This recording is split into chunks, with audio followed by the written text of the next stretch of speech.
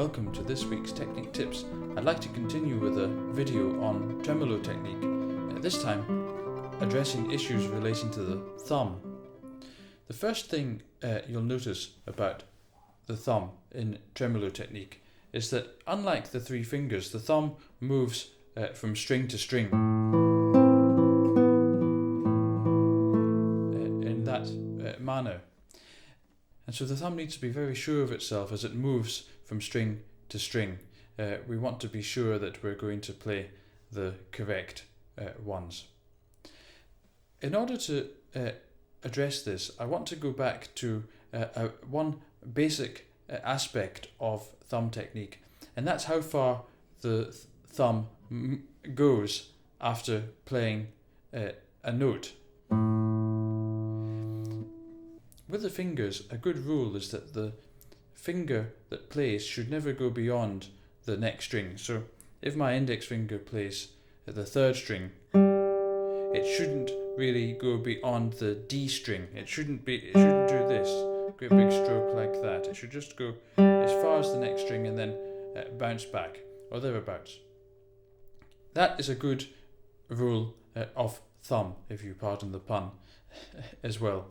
So the thumb, if it's playing the A string, it shouldn't go beyond the D string, the fourth string.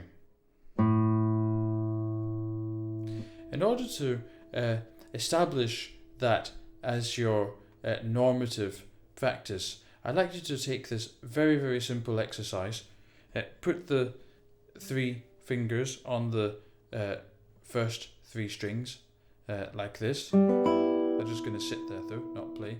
And the thumb is going to play the fifth string. I want you to start very quietly, making sure that the thumb doesn't go beyond the D string. And then gradually increase the dynamic level.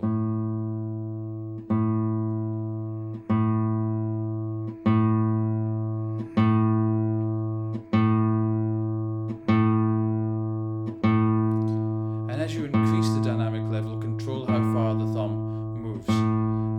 Try and ensure it does not go beyond the fourth string, and then we can get quieter again.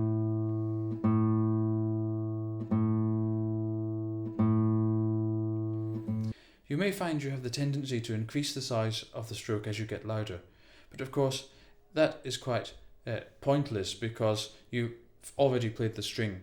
The volume is produced by pushing the string down more. The same applies, of course, to the fingers. So as we push the string further in, if you like, we'll produce more sound. And we have to control what the finger does after the stroke. Let's now apply that to tremolo. We're going to take the tremolo pattern that I've discussed in earlier videos. We're going to do it on the first string, quite slow, with the kind of preparatory staccato that I discussed before, like this. And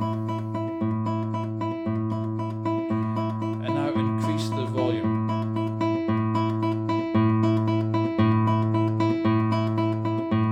Of the thumb. And then decrease. Whether the first string increases or decreases is for now besides the point. I'm going to increase the volume again, and that was increasing the fingers as well, and then get quieter again. So you can practice that and see what the thumb does in terms of size of movement.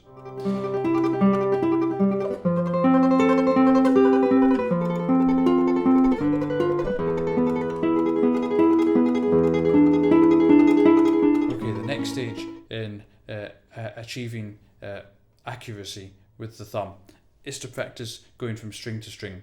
One is to move between adjacent strings. So for example, from the fifth string to the fourth string, like this. But the other is to move between non-adjacent strings, say the fifth string to the second string, like that. I'd like to start with an exercise for moving between adjacent strings. So place your 3 fingers on the first string like this. You can also practice this with only the A finger on the first string, because that's the finger that immediately follows the thumb when you're playing tremolo. Either way, doesn't matter for now. And have the thumb play B, then G, then B. So it's a group of 3, playing a string, then playing the string lower, and then back to the starting string. Then we go to the G string, that's our starting string now, and we play G, D, G. And after that we go to the D string, play D, A, D. Now if I go through that without gaps, it would sound like this.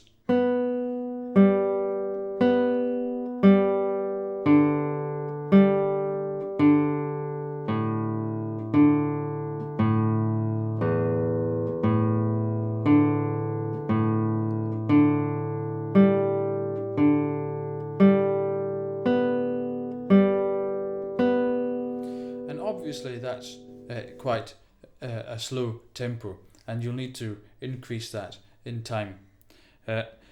Now try practicing that with dynamic changes. So we'll start by beginning soft and getting louder as we get lower.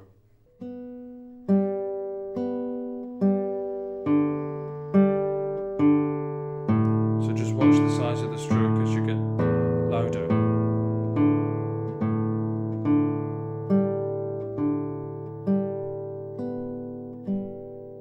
Obviously you can do it the other way as well. And of course the next step here is to add the tremolo pattern into that exercise.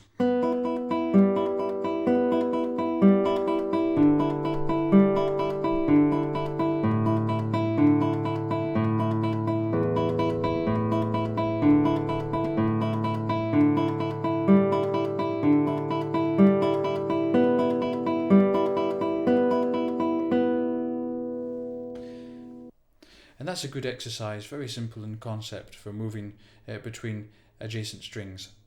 An exercise for moving between non-adjacent strings would be to place your 3 fingers on the top string. Again, you could do it with just the A finger.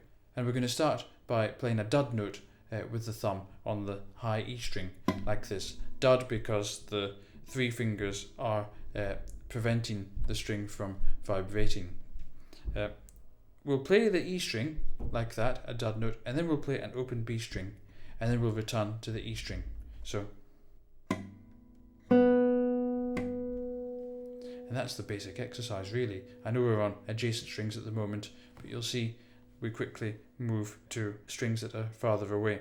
So we'll now play E, then G, then E. And now E, then D. E then A, and I think you probably get the idea. Increase to the low E as well. We want to put that together, of course, with no gaps, and it goes like this: E, B, E, G, E, D, E, A, E, E, E, A, E, D, E, G, E, B. And of course, if we add tremolo to that, it would go like this.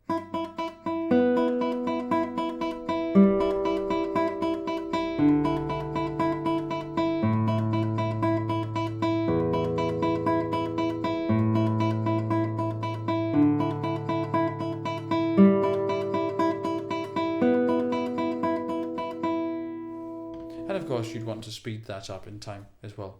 So I hope that's been useful. If so, please do like and subscribe, and I hope to see you again next time.